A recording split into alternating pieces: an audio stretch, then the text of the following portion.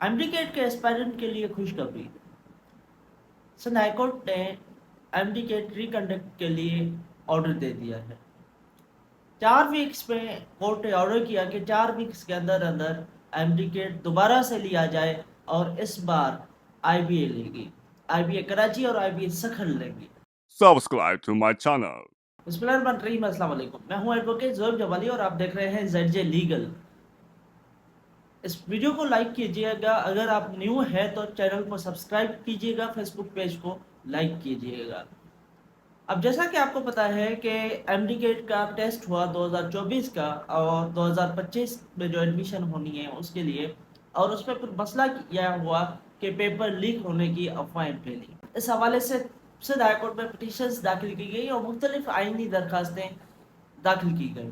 उसमें पिछला जो ऑर्डर था वो मैंने आपको बता दिया कि कोर्ट ने कमेटी बनाई थी और कमेटी को ऑर्डर दिया था और एफआईए को भी ऑर्डर दिया था कि आप इन्वेस्टिगेशन करें, और आज कोर्ट ने मुख्तसर फैसला जारी कर दिया है। अब इतनी डिटेल्ड रीजन तो कोर्ट ने जारी नहीं की, लेकिन मुख्तसर फैसला जो कि मैंने आपको बताना है वो ये है। तो कोर्ट ने ऑर्डर दे दिया है कि 4 वीक्स के अंदर अंदर आईबीए कराची और आईबीए सखर ये एमडी-कैट लेंगे। पिछला जो एमडी-कैट था इस हवाले से क्या मसाइल थे वो मैं आपके साथ डिस्कस करता हूँ। असल में मसला ये हुआ था कि एमडी-कैट के हवाले से ये अफवाहें फैली और इन अफवाहों में सदाकत भी थी कि एमडी-कैट का पेपर लीक हुआ है। और जो एफआईए ने अपनी रिपोर्ट जारी की, क्योंकि कमेटी जो थी उसमें एफआईए का साइबर विंग भी था, तो कमेटी ने जो रिपोर्ट दी उसमें ये पता चलता है कि 6 घंटे पहले एमडी-कैट टेस्ट कंडक्ट का जो टाइमिंग था उससे 6 घंटे पहले ये पेपर लीक हुआ, और उससे भी पहले मतलब कि नेक्स्ट डे पेपर होना है तो आज रात 8 बजे विनोद कुमार एक अलेज्ड अक्यूज्ड है, उनके अकाउंट से, उनके व्हाट्सएप नंबर से डिफरेंट ग्रुप्स में एक पेपर शेयर हुआ विद द नेम, मतलब कि जैसा कि आप गेस पेपर उसे कहें, वो लीक हुआ। और वो 75% एमसीक्यूज वही थे जो कि पेपर में आए। अब 75% जो एमसीक्यूज हैं वो ही सेम थे। अब ये कैसे मुमकिन है कि आप गेस पेपर बनाएं और 10% सेम आ सकता है, 20% सेम आ सकता है, 75% सेम जो है वो उसमें आ गया। अब ये 75% कैसे आ गया? इट मीन्स के पेपर लीक हुआ है। अब जो विनोद कुमार है, इसका जो एक मोबाइल था वीवो का था शायद Y11, उसको भी सीज कर दिया गया और उनसे ये मालूमात हुई कि ये जो पेपर लीक हुआ है, जो कि मैंने आपको बताया कि ये 75% सेम पर्सन थे। अब जैसा कि आपको पता है कि कोई भी अगर एमसीक्यूज एंट्री टेस्ट के लिए बनाई जाती है या कोई भी पेपर के लिए, तो डिफरेंट एक्सपर्ट होते हैं, उनसे एमसीक्यू लिया जाता है और फिर एक उनमें से चूज करके एक पेपर दिया जाता है। अब एमडी-कैट के लिए जो पेपर बनाया गया उसका क्वेश्चन बैंक जो था वो 400 एमसीक्यूज थे। मतलब आपको 400 एमसीक्यूज में से 200 एमसीक्यूज बनाने थे।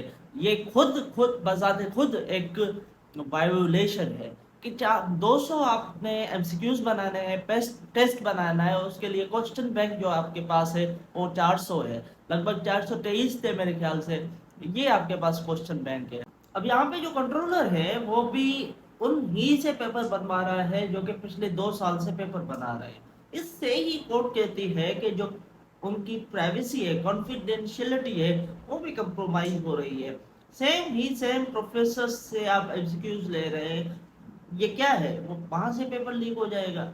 और ये पेपर लीक के लिए जो कॉन्फिडेंशियलिटी रिक्वायर्ड है वो भी मीट नहीं कर रही। और उसके अलावा जैसा कि मैंने आपको बताया 200 एमसीक्यूज बनाने हैं तो उसके लिए आपको डेटा बैंक, क्वेश्चन बैंक जो हो आपके पास होना चाहिए वो ज़्यादा होना चाहिए।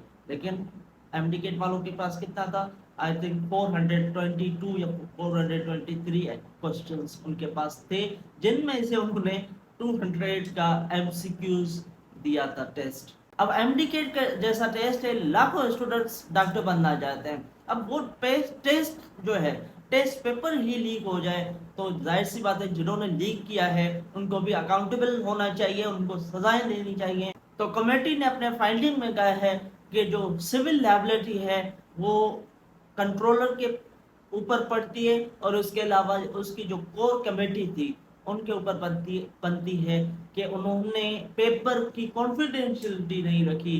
अब जैसा कि ये भी बातें चल रही हैं कि कुछ जो क्वेश्चंस थे वो आउट ऑफ सिलेबस आए थे, तो दाऊ यूनिवर्सिटी का कहना है, अब जो उसने कमेटी में अपना बयान दिया है, स्टेटमेंट दी है कि ये बात गलत है, ये एलिगेशन गलत है, कोई क्वेश्चन आउट ऑफ सिलेबस नहीं आया।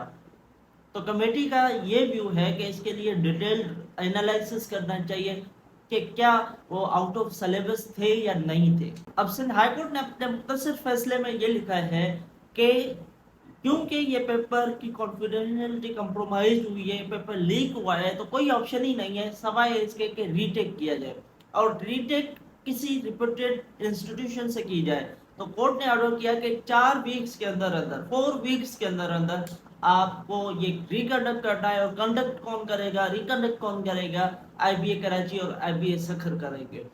कराची के लिए आईबीए कराची और रेस्ट ऑफ सिंध के लिए आईबीए सखर एमडीके 2024-25 कंडक्ट करेगी। अब सिंध हाईकोर्ट ने अपने मुख्तसर फैसले में मजीद लिखा है कि जो रिकंडक्ट होगा उसके लिए कोई फीस नहीं ली जाएगी।